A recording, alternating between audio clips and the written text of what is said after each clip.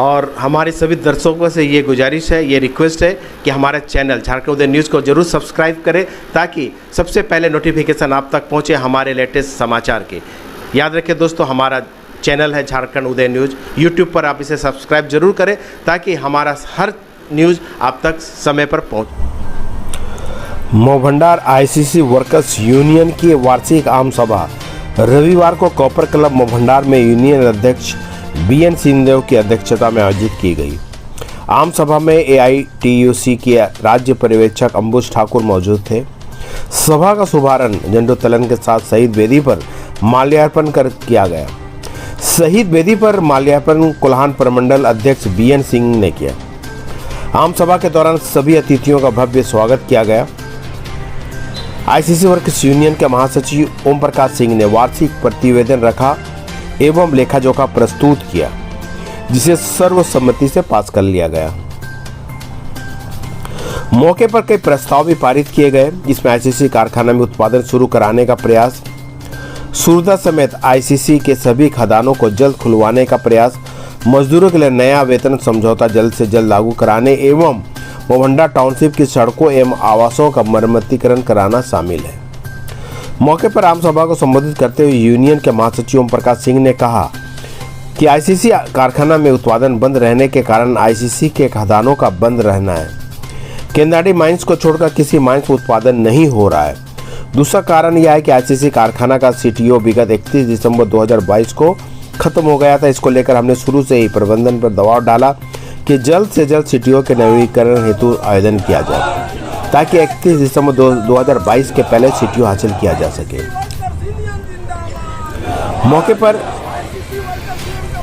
Union के कोषाध्यक्ष अरिंदम मुखर्जी, उपाध्यक्ष मोहम्मद अली, संयुक्त सचिव एनके राय, भुवनेश्वर तिवारी, विद्युत मजूमदार, जितेंद्र धारीवाल, बापी बनर्जी के साथ साथ काफी संख्या में यूनियन के पदाधिकारी, कमेटी के सदस्य एवं अन्य सदस्य उपस्थित थे। स्वच्छ वातावरण के लिए हम लोग प्रत्येक वर्ष आम सभा हर वर्ष कॉपर क्लब में करते आ रहे हैं।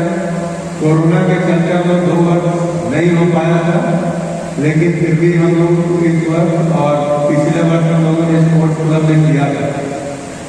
जैसा कि आप जानते हैं कि हम लोगों ने आपका जो 8वां वे रिवीजन आप सबों के बीच हुआ है, इसके लिए मैं सबसे पहले आप सभी साथियों को बधाई देता हूं कि हमारे यूनियन और हमारे महामंत्री ने 4था वे रिवीजन करने में यूनियन का जो कार्यकाल रहा है, 4था जो वे रिवीजन हुआ, ये हमारे लिए बहुत ही सक्सेसफुल, ये हमारे लिए बहुत बड़ी उपलब्धि है।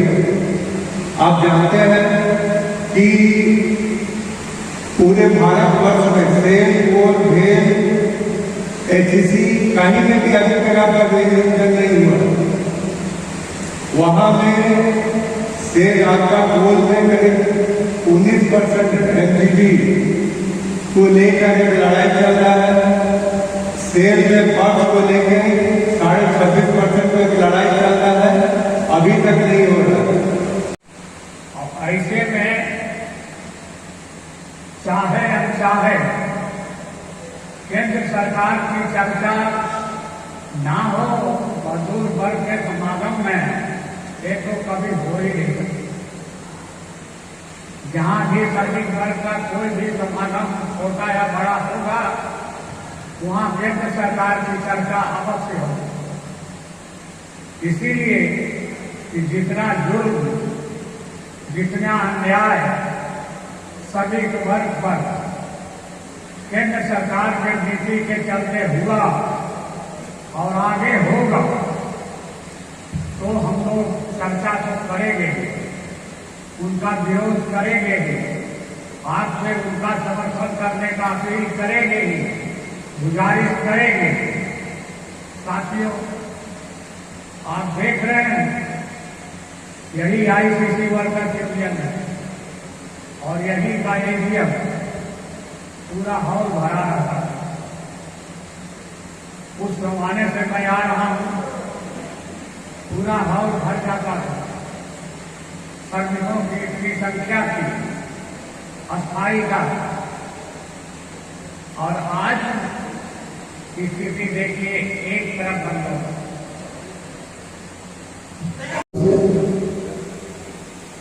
साथियों, पिछला वार्षिक जो आम सभा भवन आईसीसी वर्कर्स यूनियन का, उसमें जो आपने निर्णय लिया, जो आपने आने वाले समय के लिए जो कार्यक्रम तय किया, वो हमारे महासचिव के प्रतिवेदन में है, आएगा, आप पढ़े भी हैं। बहुत सारा जो आपका जो मुख्य काम था उसमें कुछ हुआ है, कुछ नहीं हुआ है। माइंस सब बंद है। तेनाली में भी बहुत जोर शोर से माइंस चालू करने का काम हो रहा है। सूरता और दूसरे जो माइंस है उसको फॉरेस्ट से कुछ आपत्ति अनापत्ति के पेपर नहीं मिल रहा है, इसलिए जो है वहां भी बंद है। और स्वाभाविक बात है कि माइंस चलेगा नहीं तो कारखाना कहाँ से चलेगा। माइंस नहीं खुलेगा तो कारखाना का चिमनी से धुआं कैसे निकलेगा। और यह स्थिति है। इस बीच में मोह भंडारा आईसीसी के मजदूर भाइयों का एक बहुत बड़ा काम हो गया। जो वेतन समझौता लंबित था, कांग्रेस ओम प्रकाश सिंह बधाई के पात्र हैं। इनके प्रयास से आपका लंबित जो वेतन समझौता था वो हुआ, और इसके लिए आप सभी को बधाई देते हैं। गौर करने की बात यह है कि आज से 40 वर्ष पहले लोग ये कहते थे कि अपने बच्चों की भविष्य सरकारी नौकरी में तलाशनी है, और आज ये नए युग में लोग ठेकेदारी में अपने बच्चे का भविष्य को तलाशने की तैयारी कर रहे हैं। समझना यहाँ जरूरत है। हिंदुस्तान के अंदर दो तरह की व्यवस्था जो कायम करने की तैयारी वर्तमान व्यवस्था के द्वारा की जा रही है, इस पर गौर करने की जरूरत है। एक तरफ वैसा हिंदुस्तान जिसके बाल बच्चे कैम्ब्रिज स्कूल में पढ़ेंगे, और एक तरफ वैसा हिंदुस्तान जिसके बाल बच्चे फुटपाथ पर आबाद होने के लिए मजबूर है। क्या हम इसी हिंदुस्तान की चर्चा कर रहे हैं? क्या हम इसी हिंदुस्तान का सपना देखा था? गौर यहाँ करने की बात है। इस हिंदुस्तान को आजाद कराने में जिन शहीदों ने अपनी भूमिका निभाई और अपने शहादत देकर के हिंदुस्तान की परिकल्पना जो किया था, आज मुझे लगता है कि उस पर चर्चा करने की जरूरत है। ये लोग एक तरफ हिंदुस्तान को गोरे लोगों से आजादी कराई गई, दूसरी तरफ हिंदुस्तान के ऐसे अंदर जो बैठे हुए लोग हैं जो हिंदुस्तान को गुलाम बनाने की तैयारी कर रहा है, उस पर चर्चा करने की बात है। आज देश में बेरोजगारी चरम पर है, देश में महंगाई चरम पर है, देश में लूट खसोट चरम पर है। देश में महंगाई पर नियंत्रण करने की जो बात सरकार पूर्व में कहती थी, उस पर किसी तरह का लगाम लगाने की तैयारी नहीं है। धरना सेठों के द्वारा तरह तरह से धन और उपार्जन करके उसको स्टॉक करके और मूल्य बढ़ाने का काम, इसके बाद मुनाफा कमाने का काम अपने स्तर से है। गौर करने की बात यह है कि जिस खनिज संपदा को हम बचाने की तैयारी कर रहे हैं, जिस जल जंगल और जमीन को बचाने का हम नारा देते हैं, गौर कीजिए आज जल को भी लूटने की व्यवस्था की जा रही है, जमीन को भी लूटने की व्यवस्था की जा रही है, जंगल को भी लूटने की व्यवस्था की जा रही है। हमें झारखंड के अंदर जिस तरह की परिस्थिति अभी देखने को मिल रहा है, ताजुब होता है कि हिंदुस्तान को पर आज दंश झेल रहा है इन माइंसों के बंद होने के कारण। गौर कीजिए, एक तरफ एनओसी जब राज्य सरकार से दिया जा रहा है, दूसरी तरफ फॉरेस्ट डिपार्टमेंट का ऑब्जेक्शन लगता है, तीसरी तरफ वैसे लोग का ऑब्जेक्शन है, ये चाहते हैं